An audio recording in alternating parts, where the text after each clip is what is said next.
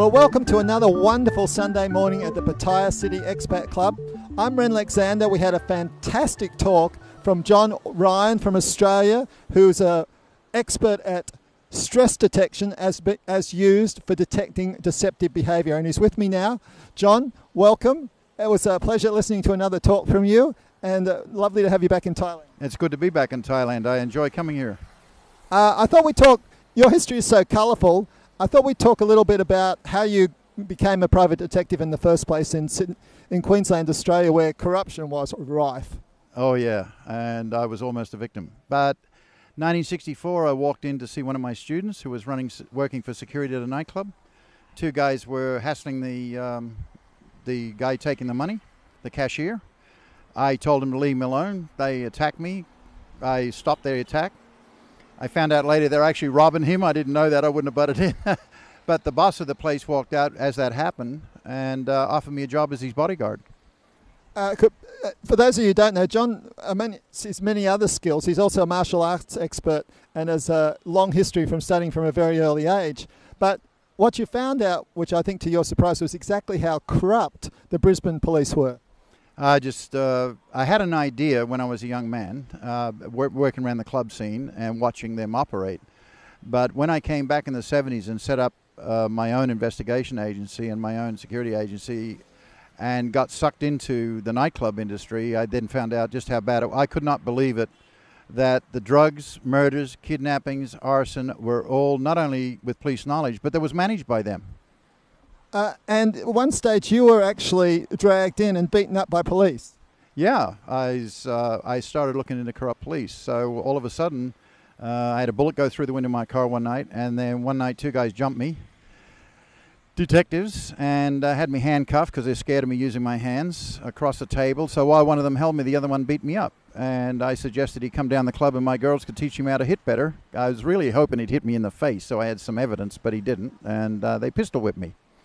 While I think of it, I want to mention this book. This is a book that he wrote about his problems with the police corruption. It's appropriately called I Survived, and it's an amazing book, and you can download that from Amazon.com. John Wayne, I Survived. And recently there's been some breakthroughs about this because it's become more popular because something that you talk about in the book has resurfaced.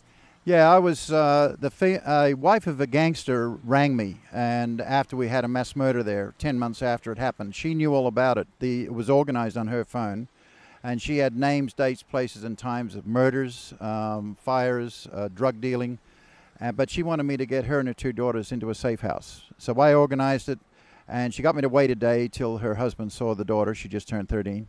And when I went over to pick her up with my partner, she'd been kidnapped, and that was 41 years ago in January. Never been seen since, her and her two daughters.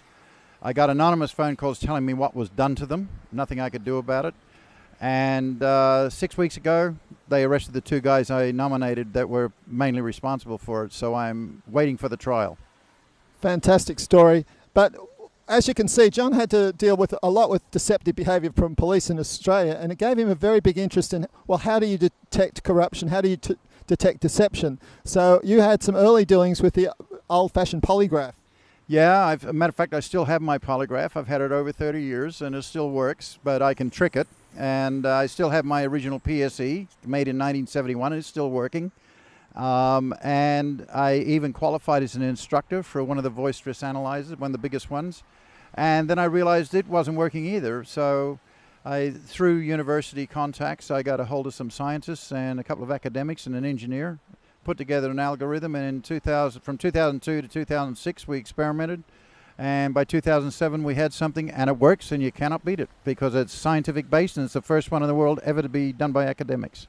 And as I understand it, it relies on analysing the amount of stress that comes into people when they have to tell a lie, because it's sort of harder to tell a lie than tell the truth.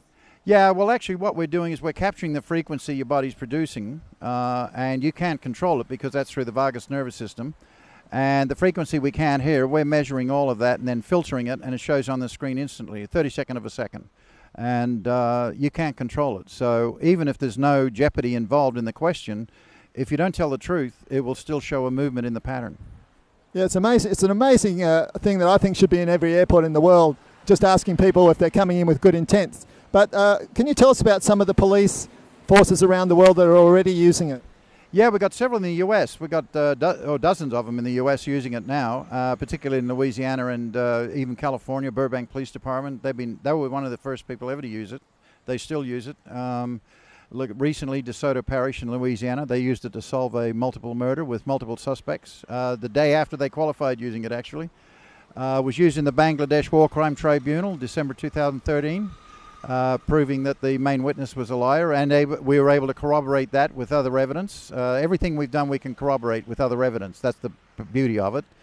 And we also now have the Malaysian Anti-Corruption Commission. I just finished training them December 14 this year.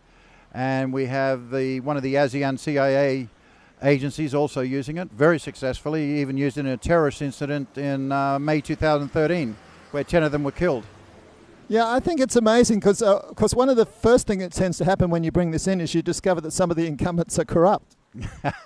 Well, that's unfortunate. That's how it happens, is because, as a matter of fact, we used it in Colombia and exposed a 15-year-old organized crime syndicate no one knew about operating in the military. It was so much so and so involved, and in actual fact, I can't go back to Colombia because it was just so high-reaching.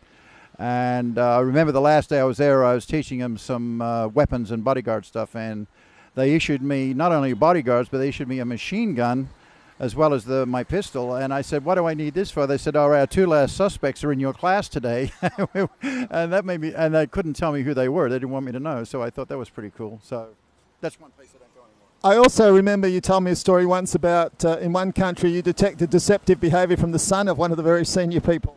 Oh yeah, that was a son of a sheikh actually in the Gulf. That was rather interesting. That I was just doing a demonstration. He invited me into his house, which was a very big honor to be invited privately into his house. And he had some detectives there. He was the minister, and so he asked me to ask him some questions about drugs, and he was answering in Arabic. I didn't speak Arabic at the time, so he's going le, he's saying no, no, and I said, this man's lying. He smoked drugs. And he's done it quite often. And the sheikh put his arm around me. He said, that's my son. And he's a detective. I've gone, oops, I'm sorry. But he said, no, that's fine. This is John Ryan, who, by the way, his full name is John Wayne Ryan, and he really lives up to the stature of that name. He's a fascinating guy with a fascinating history that we've been very privileged to hear a talk from him about this fascinating voice stress analysis, which has such a big part of the future of detecting deceptive behaviour and the bad guys. Another fantastic meeting today, 130 people here.